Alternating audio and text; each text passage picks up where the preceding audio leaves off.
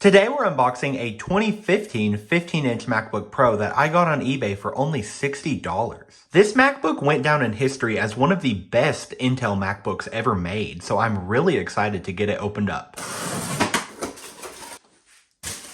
Okay, and here is the MacBook. This is actually in a case. So let's open this MacBook and see what it looks like on the inside. Okay, well this MacBook looks really good so far. I see some slight smears on the display, but I don't see any peeling of the anti-reflective coating. So this MacBook was listed as not having an SSD, and there were photos in the listing of the device powered on with the flashing folder. But before I install an SSD, I just want to see if the computer will power up for me. Okay, looks like it needs to charge. While this MacBook is charging, I decided to take off that protective case, and it revealed a really excellent condition MacBook underneath. I would say this laptop was definitely kept in its case most of its life. The only real damage that I see to this MacBook is some minor dents on the bottom case. So the MacBook was taking a really long time to charge, and I honestly got a little impatient, so I decided to go ahead and pull the back cover off. So I'm going to give this a quick dusting and install an SSD. So that was really simple. You just slide the SSD in and screw it down with one screw. This removable or upgradable SSD is one of the things this MacBook was famous for. Okay, well the MacBook has finally powered on now, and it looks like the battery is charging as it's showing 19% here. So I've booted into the macOS Monterey installer with a flash drive, and I'm going to format the SSD and then go through the installation. So I will be back when this installation has finished. Alright, well I successfully got macOS Monterey installed on this MacBook, and I've actually been using it for about a week now. So I'll start off by sharing the specs with you. This is actually the base model 15-inch MacBook Pro from 2015. So it has a 4th generation Intel Core i7 processor clocked at 2.2 gigahertz. It has 16 gigabytes of RAM and that 256 gigabyte SSD that I installed. I plugged this MacBook serial number into Apple's Check Coverage website, and it turns out it was purchased in April 2018. For some reason, I always assumed that the 2015 MacBook models were discontinued with the release of the Touch Bar generation in 2016. So this MacBook sold at a price point of $1,999. And it's been working really well for me. It does have the original battery installed with 864 cycles. macOS reports the condition as normal with a full charge capacity of over 7,500 milliamp hours. However, I did experience one unexpected shutdown with this MacBook. So unfortunately, that is pretty common with older MacBooks that have their original batteries installed. As far as any other imperfections with this MacBook, I've noticed that the rubber gasket around the display bezel is a bit sticky. So it has a tendency to stick to the top case when you close the MacBook, and that just makes it a little bit difficult to open sometimes. Other than that, I've noticed a pretty small bright spot in the bottom right corner of the display. Also, the palm rests and trackpad appear to be a bit worn as their matte coating has slightly come off. This 15-inch Retina MacBook Pro generation launched in mid-2012. It got 2 updates in 2013 as well as 1 in 2014 and this final revision in 2015. And this 2015 model was really the one to get. These all included 4th generation Core i7 processors since late 2013. But the main improvement for 2015 was the Force Touch trackpad. And that was Apple's solid-state trackpad that mimicked clicking with a vibration motor. And one of the best things about that was having the ability to click anywhere on the surface. So you could click even here near the top and get the same feedback as the bottom. Previous MacBooks had a diving board style trackpad that was hinged near the top, so if you would click up there, it would be really stiff. One of the incredible things that applied to all MacBooks from this generation was the 15-inch Retina display. It had a resolution of 2880 by 1800, and not only was that much higher resolution than previous MacBooks, it was just better quality too, so it was now laminated, eliminating the air gap between the display and cover glass. It also had that anti-reflective coating if yours was lucky enough to stay applied and not flake off. When that was in place, it really helped to cut down on distracting reflections. Another area where this MacBook really shines is upgradability. It featured a removable SSD, and although those did use proprietary Apple connectors, you can easily find adapters to use traditional NVMe SSDs. Unfortunately, the RAM was soldered to the board in these, and the batteries were adhered to the top case using some pretty strong adhesive.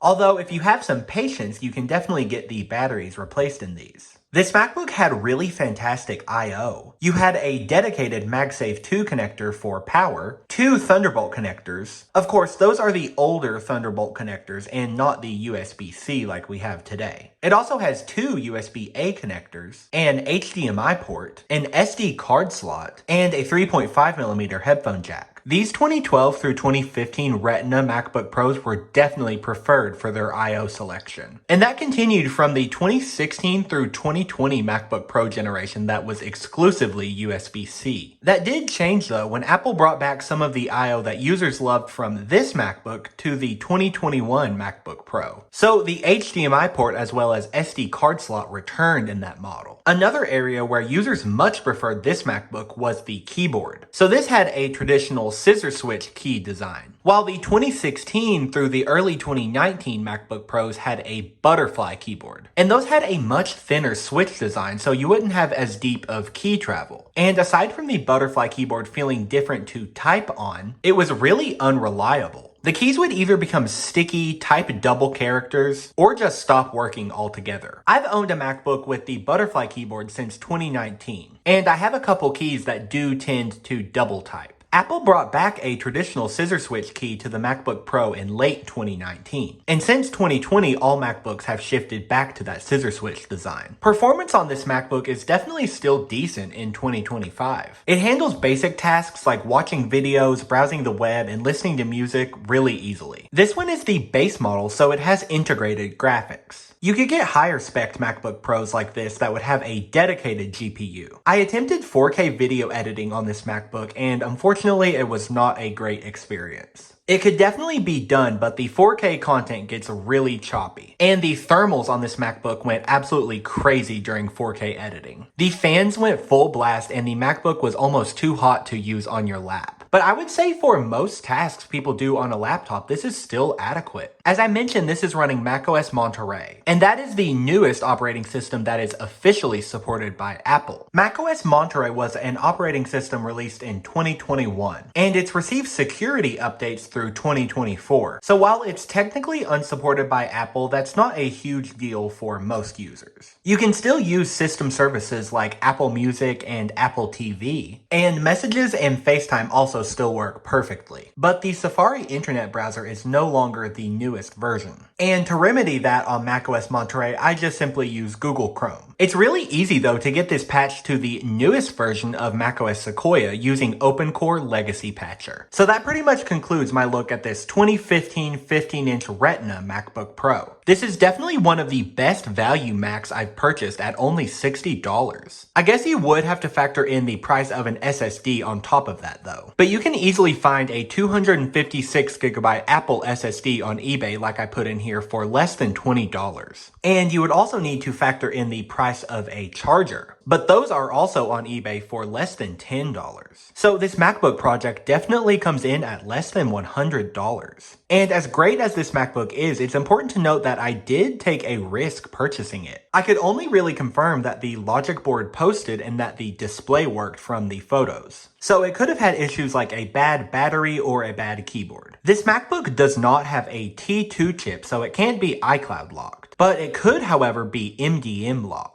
And an MDM or mobile device management lock takes place when a school or organization does not remove the MacBook from its provisioning profile. That wouldn't really affect the use of the Mac, but it would give you an alert that the Mac could be supervised by the previous owners. So overall, I definitely got lucky with this one, but it turned out to be a really fantastic MacBook, and I'm glad that I took the risk on it. Be sure to get subscribed if you want to see more content like this. Thank you so much for watching, and I'll see you guys in the next one.